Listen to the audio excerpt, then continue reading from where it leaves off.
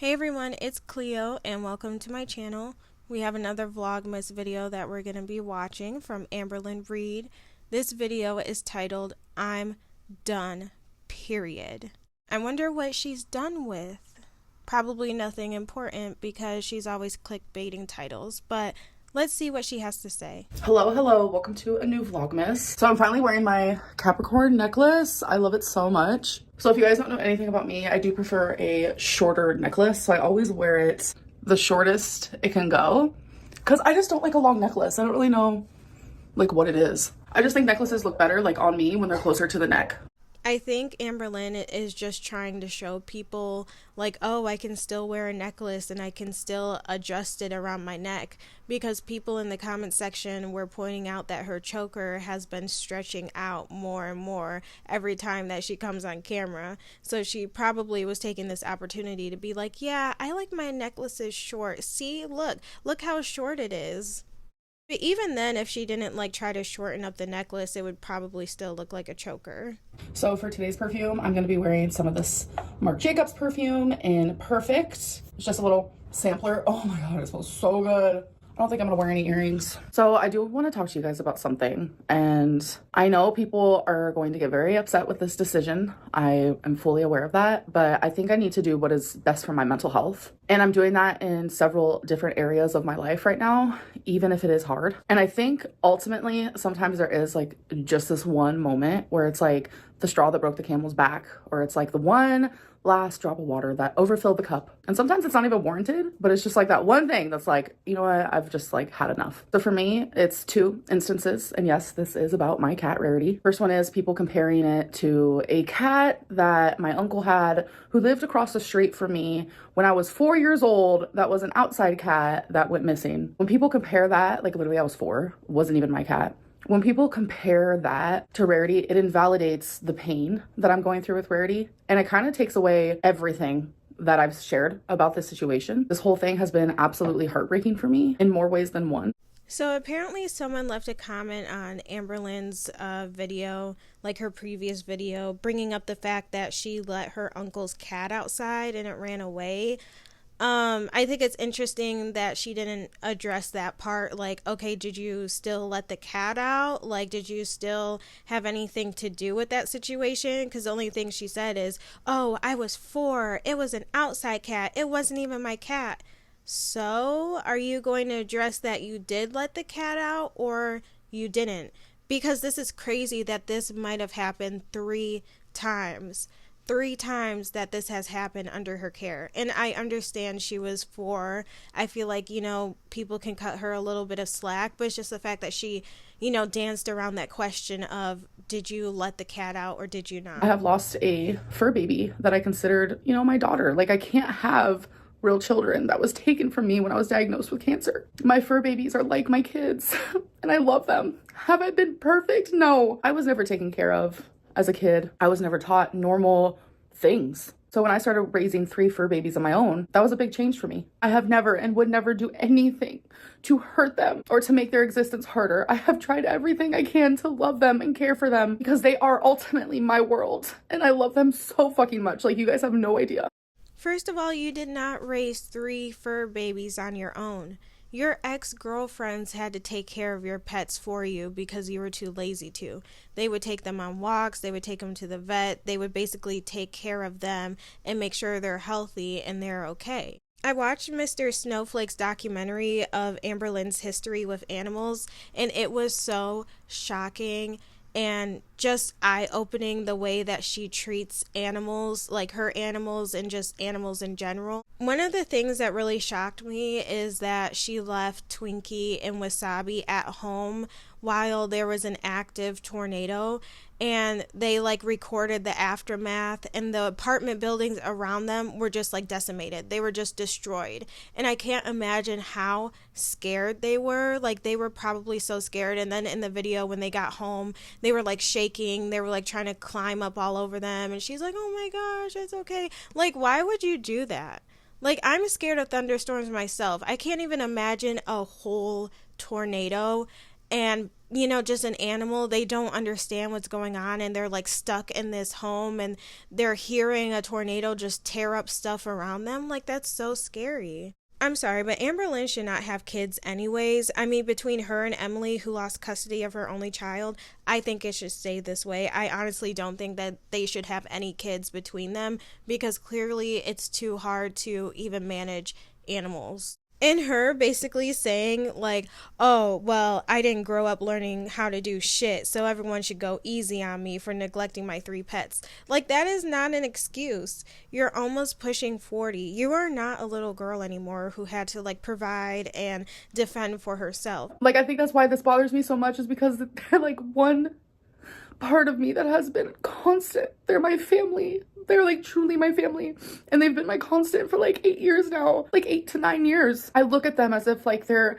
parts of my heart that is just like up and walking around. They're truly everything to me. So like people comparing my uncle's cat that was an outside cat from when I was 4 years old to this situation is just like a lot for me. And then the whole voicemail thing where it's like, I want to show you guys that the deceased cat that the Humane Society has is not Rarity. I know there are a lot of people who genuinely care, and they're like, oh my god, is that Rarity? Because a lot of you also love her too. So it's like, for those people, I wanted to put your guys' mind and heart to rest, and I didn't feel comfortable like sharing the girl's voice. So that's why I took a screenshot of the voicemail. But it's like, people are like, oh, that was probably Tommy who actually sent that voicemail, or Amberlynn probably sent it to herself. So you know what? Just one last time, just literally one last time, to prove that I'm not lying, here's the voicemail. Hi, this is the Oshkosh Humane Society. I'm just calling just to follow up on Rarity. I know you guys just submitted a lost cat report, and I just wanted to just confirm that this is not the same cat that did come in. I know some people, the comments on Facebook were pretty rough. I did hide them. But I would really highly suggest not coming in. It was not a very pretty sight, but I can tell you for sure that the cat that we have has a big white blaze up its face. And then I was looking at the socks, and they weren't matching either. This one seems to have a little bit more white. But again, if you want to call and ask questions, feel free to do so. Thank you. Bye-bye. I did edit out her name because I don't think the transcript is correct when it comes to her name. So that's why I didn't like block it out or anything. But I did edit it out when she said her name because I do not want to reveal that. And I also am not showing the number or anything like that because I do consider that some form of doxing, and I am not going to do that. Even if the voicemail is real or not, she should have still went to the shelter to identify the cat, because again, you can't trust someone over the phone to identify your pet. People always want to think that there's more to the story and that I'm lying and that this or that, and it's just become a lot. It has. But what I am deciding to do for my mental health is I am no longer going to be talking about Rarity at all. But I can promise those who love her that if she is found, I will tell you. But till then, I'm done talking about her because I just want her back. And to have to like every day defend myself is just exhausting. I'm done defending myself. I feel defeated and I feel exhausted, and it's not good for my mental health. So we're supposed to forget that Rarity ever existed until she's found, which is very unlikely. I don't want to repeat myself, but you dragged your pets across the country and they have no form of identification. She's like, I can't handle people being upset because of my actions. I can't do this anymore. I'm just going to stop talking about my cat. Well, I mean, Amberlynn, you have a tendency to lie about practically every aspect of your life. So, of course, no one is going to believe what you're saying. People can't even trust you enough to believe if this voicemail is real or not. That's how much distrust there is between you and the audience. Vlogmas has been depressing because I have been depressed. I'm literally going through a lot right now. Rarity is at the forefront of my mind, but like there are other things in my life. I don't want to like say anything personal, but things with like my dad, my brother. And yes, my foster mom passed away, and that's hard. Like, she ultimately changed my last 2 years of high school. She became a foster parent specifically for me and my brother. Like, I loved her dearly. Like, if it wasn't for her, I don't know, like, I graduated high school and I was able to experience college. Did I graduate? No. I ended up moving across the country and realizing criminal justice was not for me. That's what I was majoring in. And then at that point, I was like, I don't really know what I'm passionate about. So I never went back to college. But regardless, that foster mom and my foster dad literally changed my life. Like, I still remember in college, one of my first classes I took, we had to write a 10-page essay on someone we looked up to.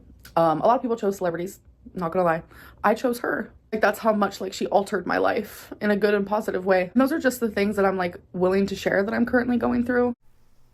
Was she kind of shading other people for writing their essays on a celebrity?